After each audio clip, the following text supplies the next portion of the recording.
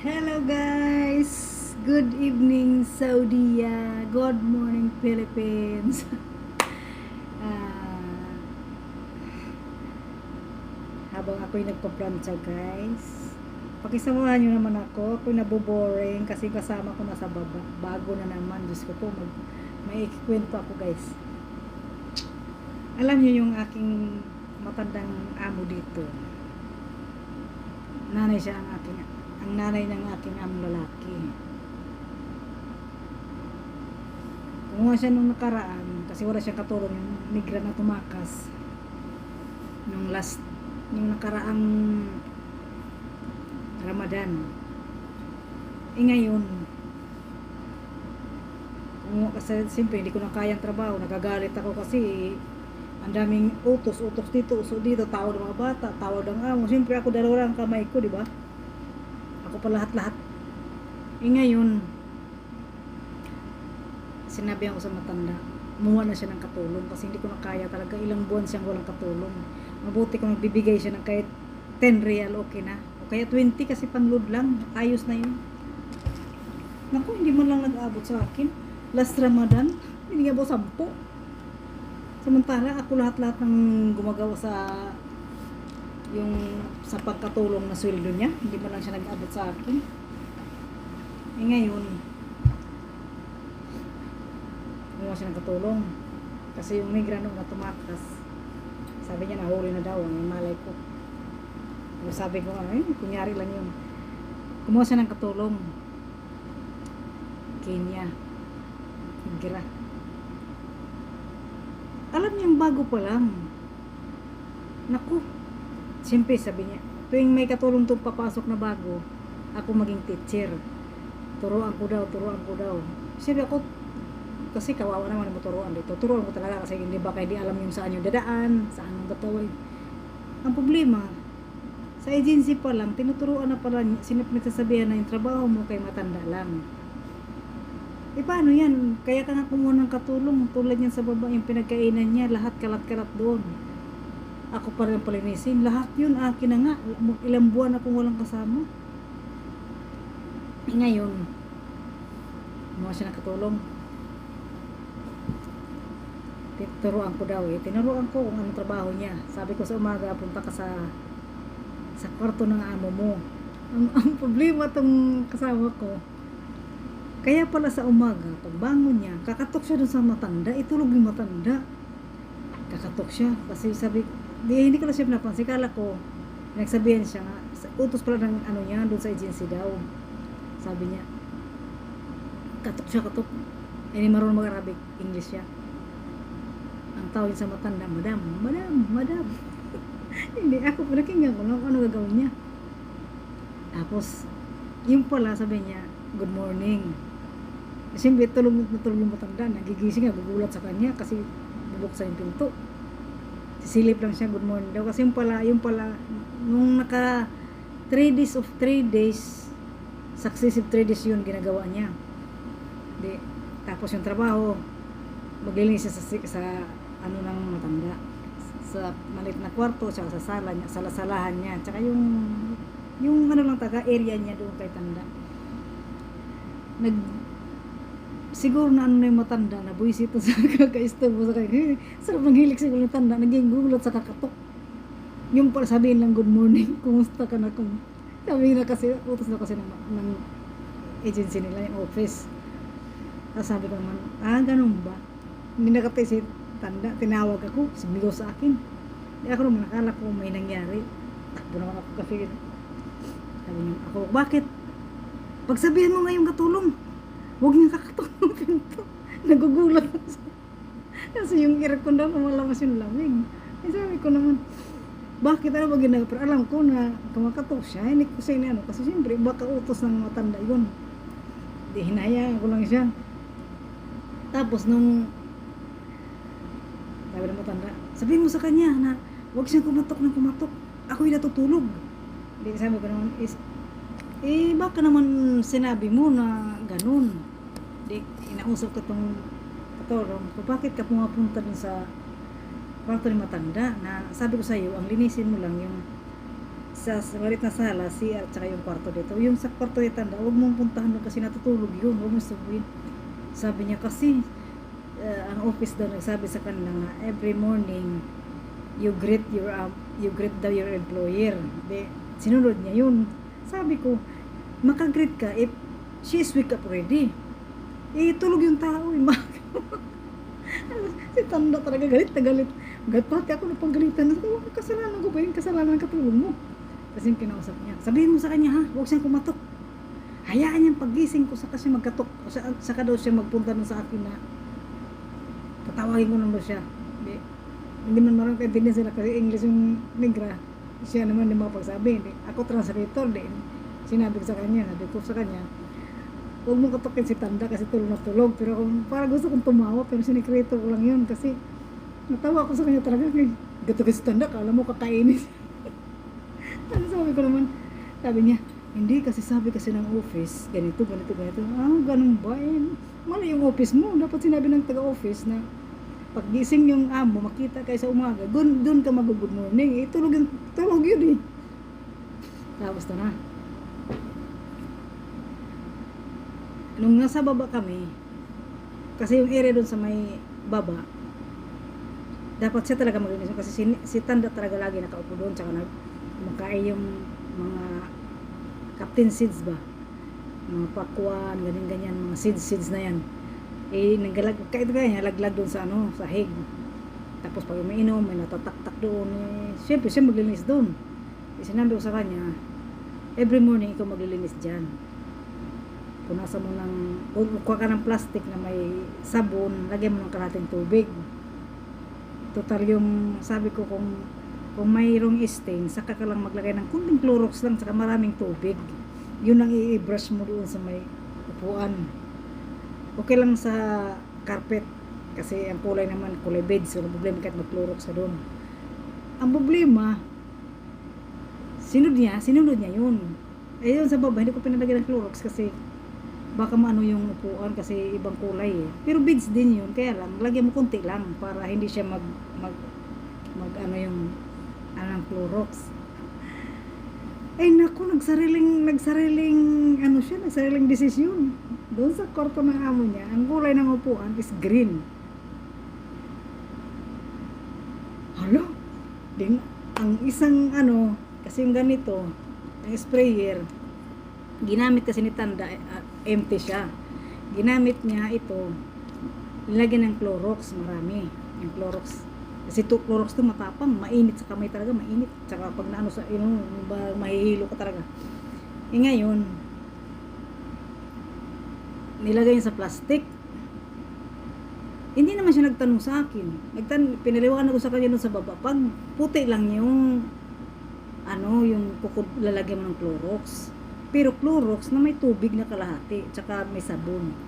Tsaka pag nag-brush ka, huwag maraming tubig kasi upuan yun eh, baka pag upo, basa. Oo naman siya.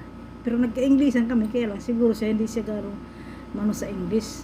Kasi minsan kinikinya niya ako ng salita, hindi mo makaintindi, hindi nagtatawanan na lang kami.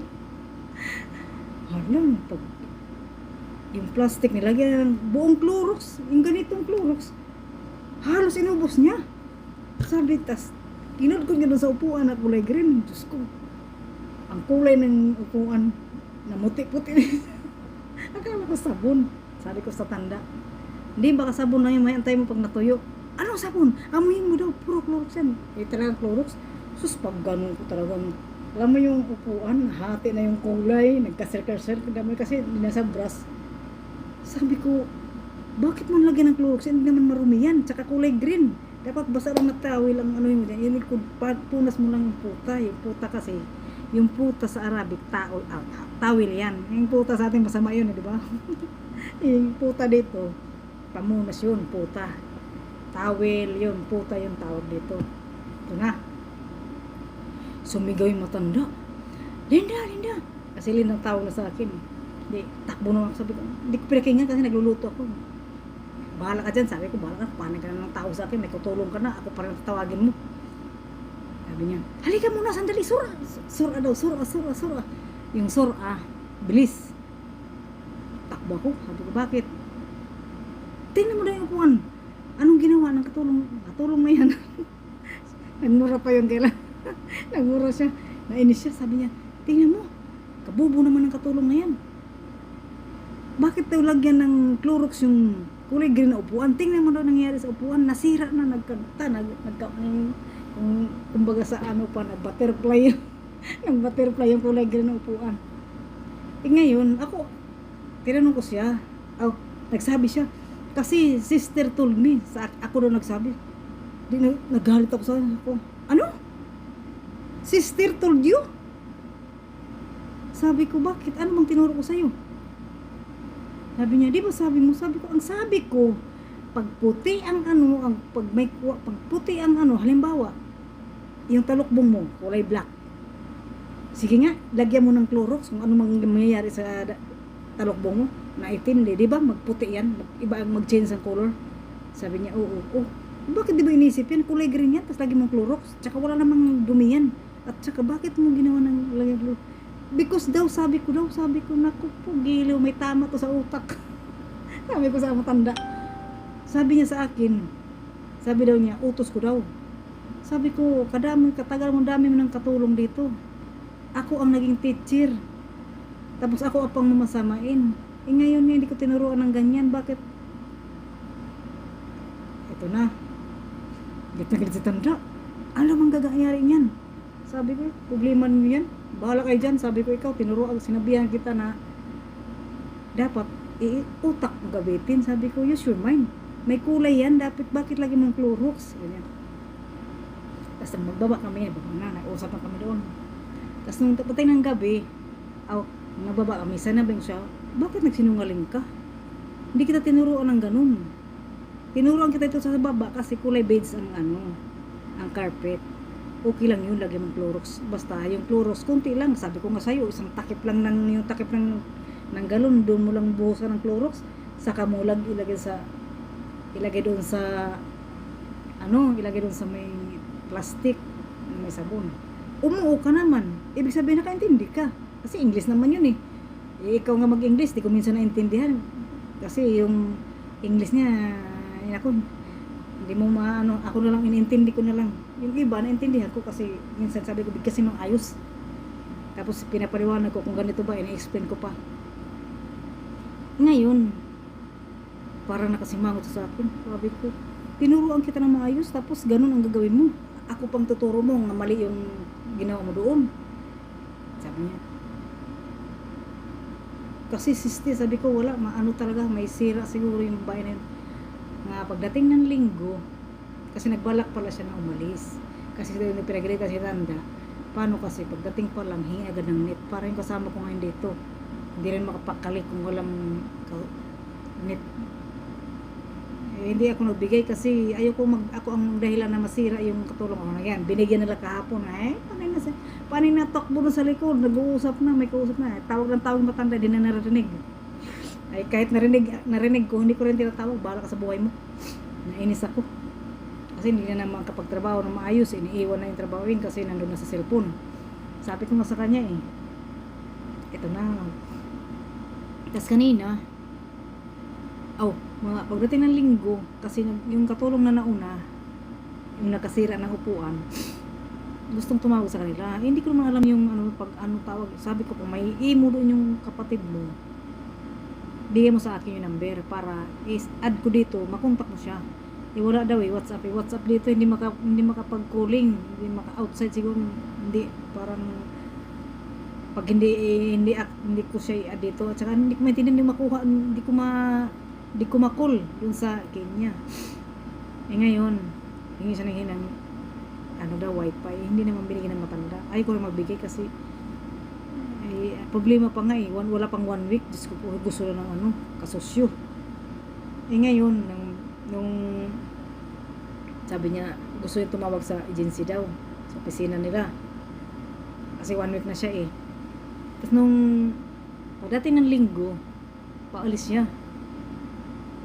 Hindi siya naglinis, bubuang siya ng maaga.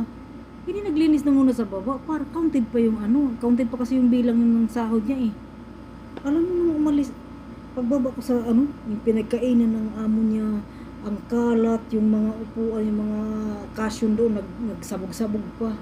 Di sabi ko, bakit di ka hindi ko lang na sinabi. Nayaan ko na siya kasi mahirap kasi yung uutusan mo, sabihin pa lang, katulong ka nga lang, utos ka ng utos. Diba? Nayaan ko lang siya. Ako na lang nagligpit doon, ako na lang Tapos sabi ko, tapos nung hapon, mga launa, sabi niya, gutom daw siya. Sabi ko, di kumain ka.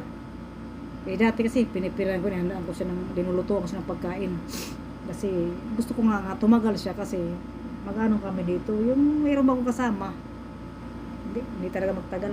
Katulong dito. Excuse me. Naano ako sa yung spray. Tapos nung na yun, alas 2 na yata, akit naman siya sa matanda. Kaya gusto niya gisingin. Hindi siya naglinis sa ng CR. Matanda, kahit yung kwartong gininis. Siguro na yun, kasi napahiya siya, natakot. Kasi yung upuan nga sinira niya. Ayan, Clorox. Tapos nung pagdating alas 3, akit naman sa taas, sabi ko, aalis ka ba? Sabi niya. Kahit galit ako, kinakausap ko na lang kasi ayoko yung aalis siya na masama loob sa akin, baka may baliktarin niya ako doon sa opisina na masama daw ugali ang katulong doon. Yun na nga, hindi nga ako nagkamali. Uwi niya doon sa opisina kasi binayaran siya ni Tanda ng 120 kasi 4 days lang daw siya. Sabi ko na kung si Raul ako, dapat sabi ko 3 days lang yun kasi ngayong araw na to hindi siya naglinis isang araw buong yan, hindi naglinis yan. Akyat baba, naghanap ng pagkain, pinapakain ko. Nilutuan ko muna yun. Kumain ka. Kumain yun. Alam mo yung niluto kong isang baso na kanin? Ubus na yun. Kasi nagkwento doon sa opisina, wala daw pagkain. Hayop na yun. Tapos ngayon,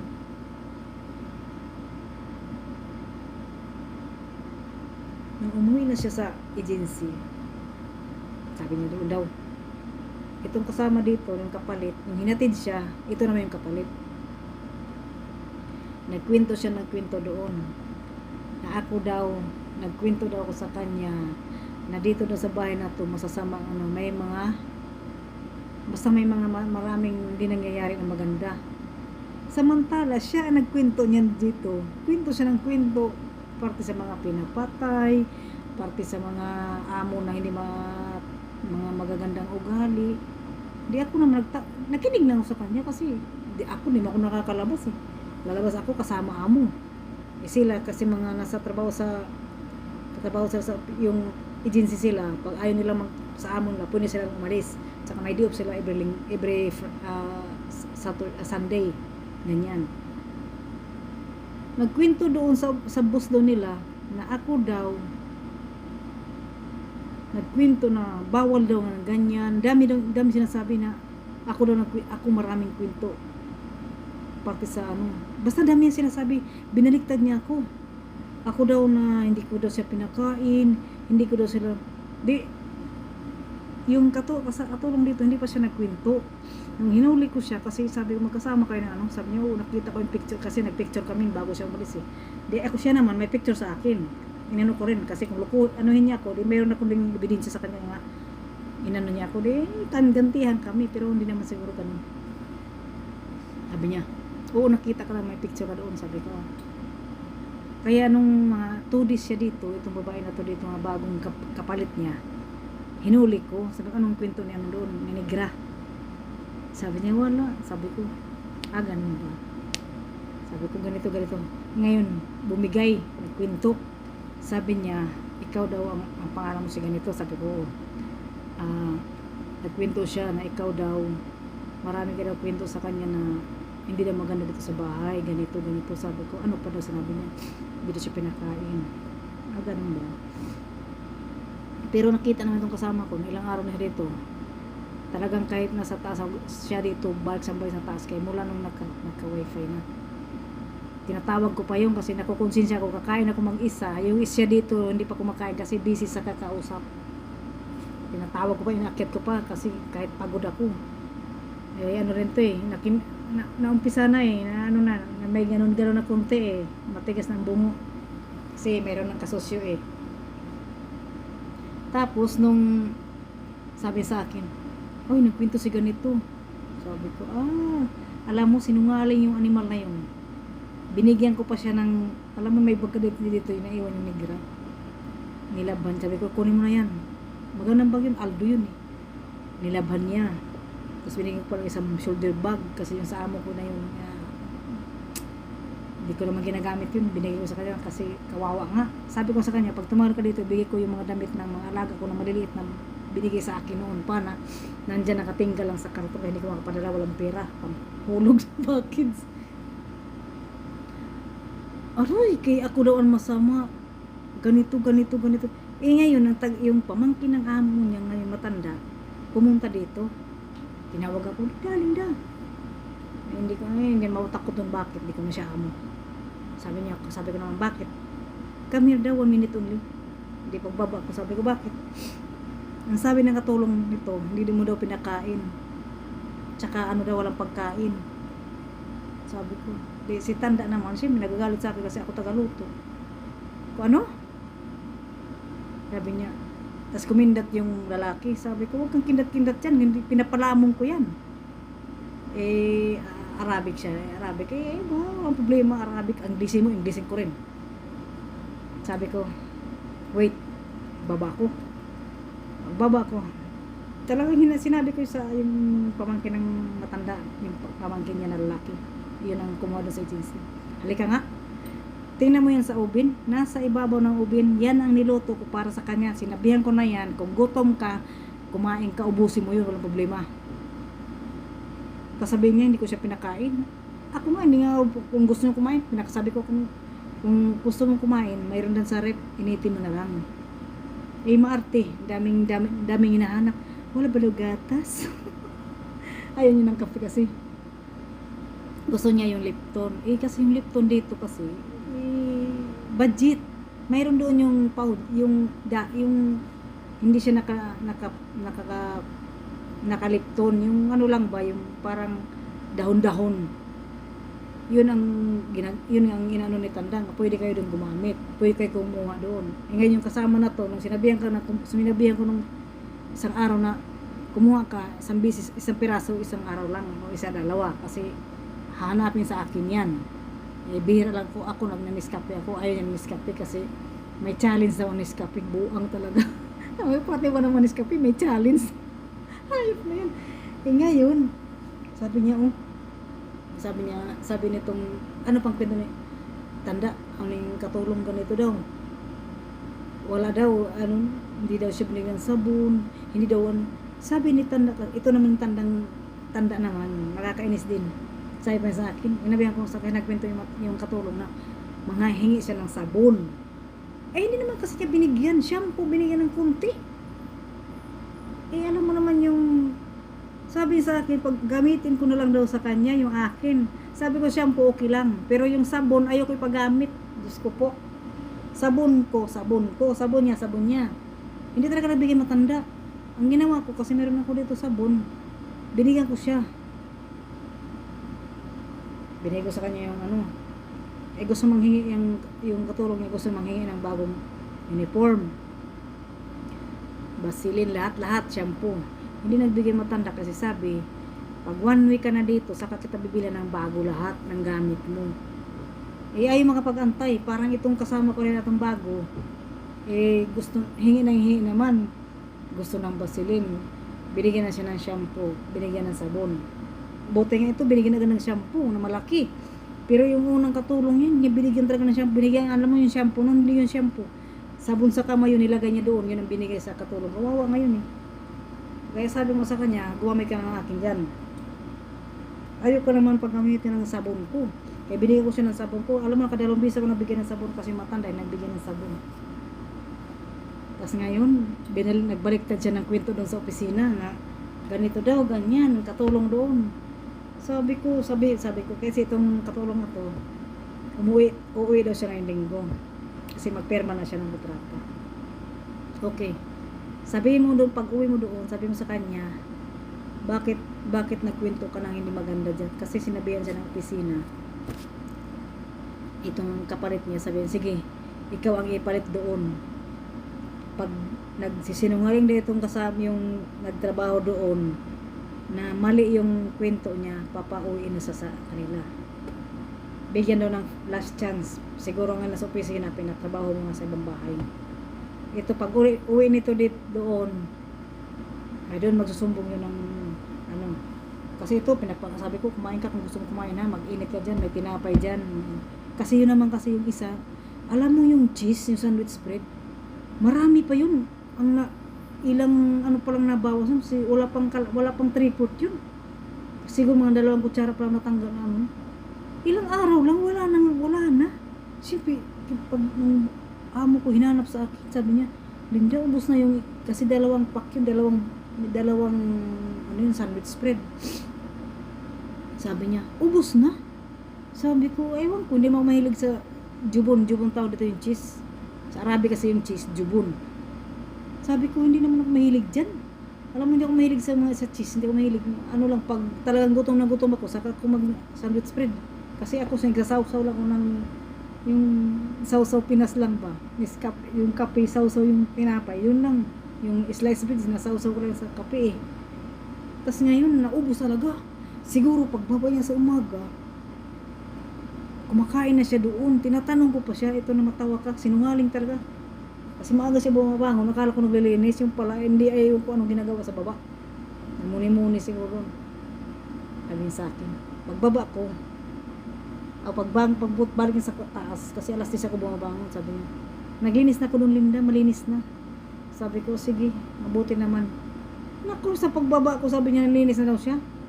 Samantala yung kinainan niyang amo niya, ang lamisa, ang tray lang ang tinanggal, pero yung tissue nandoon, yung mga unan nagkalat-kalat pa doon.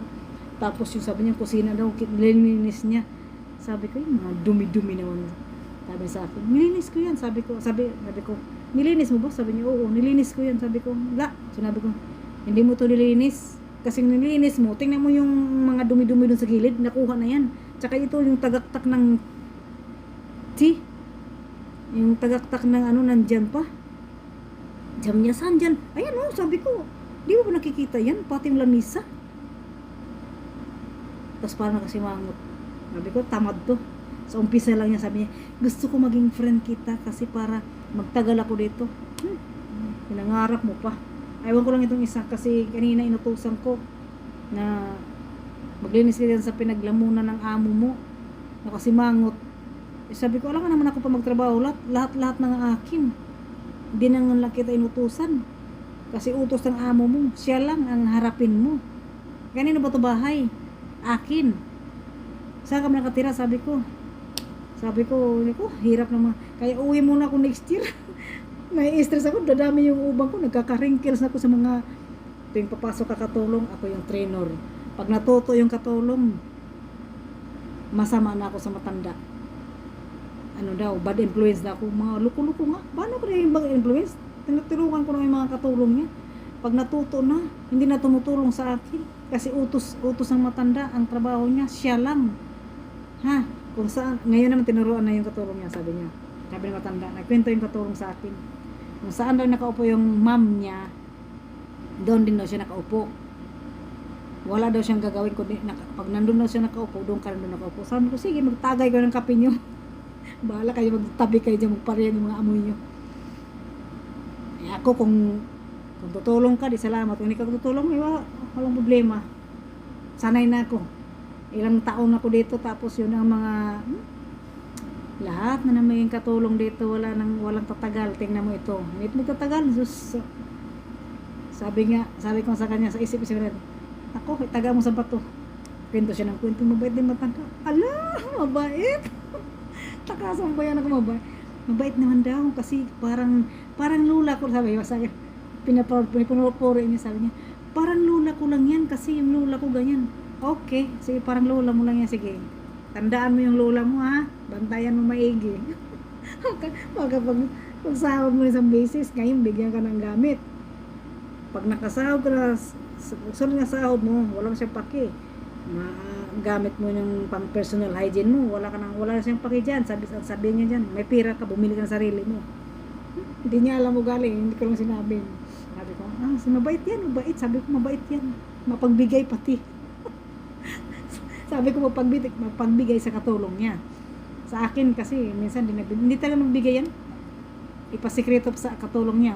Samantala yung amo ko, pag mayroon ako, binibigyan yun, katulong niya. Kung anong mayroon ako, yun ang binibigyan ng pareha kami. Para hindi siya naiinggit. Ewan ko lang ito ngayon kasi yung unang negra yung kasama ko. Yung noon yung tumakas. Kung anong mayroon ako, mayroon siya. Kasi yung sinabihan ko yan noon, kasi yung sahod nila 900 lang, mura lang talaga.